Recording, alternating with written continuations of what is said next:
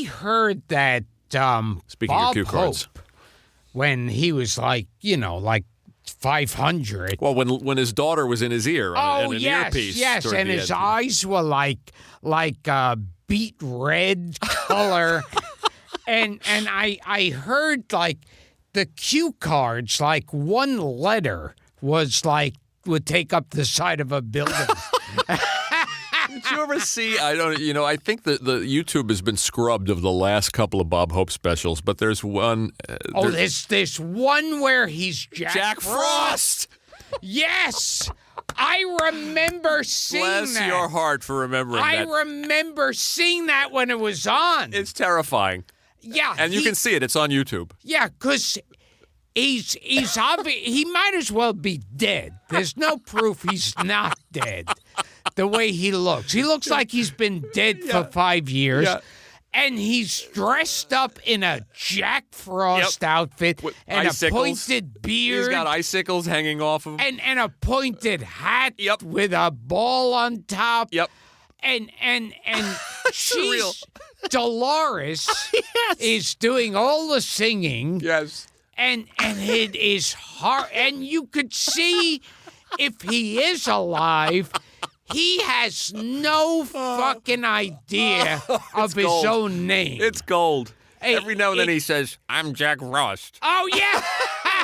I'm Jack Frost. It's truly wonderful.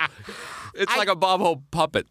I remember, I think Louis Anderson told me this story that Bob Hope, toward the end of his life, was there, and it's like where he'd look out the tops of his eyes, and he didn't know his name, whatever. And there were a group of people who were old cronies, like old writers and friends, and each one was going up and saying, "Oh, and Bob's a great man and a great humanitarian and a terrific guy and greatest comic who ever, blah, blah, blah." And then one idiot in the crowd starts going, "Speech, speech." And it's like you could see Dolores panicking. Unbelievable. Because, Bob Hope should not be talking. Yes. And so that gets the rest of the crowd going, "Speech, speech, speech, speech." And Dolores nervously puts the mic to Bob's mouth and goes, "Bob, would you like to say something?" And he goes, "Decaf."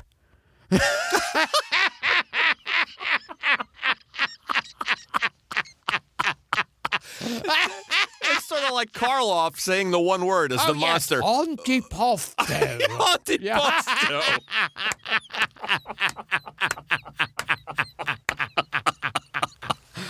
I heard another Bob. Go ahead, give it to me. Give it to me. We're way off topic. Yeah. Well, I think it'll be Bob Hope this session. Your obsession's going to be Bob Hope. Yes, because I heard another story. Of course, Bob Hope was he would take those girls to overseas. Uh-huh. And for the USO tours. Yeah. Right. Yeah, and I think pretty much I had heard stories he would threaten to leave them in the middle of the jungle or wherever they were unless they fucked him. My story is not nearly as good as that. But I heard a story writers, if you worked for Bob Hope, you had to be like a fireman on call any hour of the night and day when the bell rang. Yeah. And, so he would think nothing of calling someone up 3 a.m. and go, "Yeah, he needs some jokes about Nixon going to China." And then they'd have to, get up. In the 90s. Yeah, exactly. And so one time, one of the writers was in bed with his wife, and the phone rang. It was past midnight. And the writer turned to his wife and said, "Okay, if that's Bob, I'm not here, okay?" And so the phone rings. The wife picks it up, and she goes, hello. And it goes, yeah, he's Irving there. And she goes, no, Bob, he's not here. And he goes, well, you know where he's going? And no, I really don't. And, well, you got any way of getting in touch with him? And she goes, no, I really have no way of getting in touch with him. And, and he'll be back. And she goes, no, I don't. And then Hope goes, well, do you have any idea where he is? Yeah, you have any idea where he is right now? And she goes, well, Bob, he told me he was going to your house. And right on cue, Bob Hope goes, gee, I'm sorry, there he is now. He just walked in. Oh.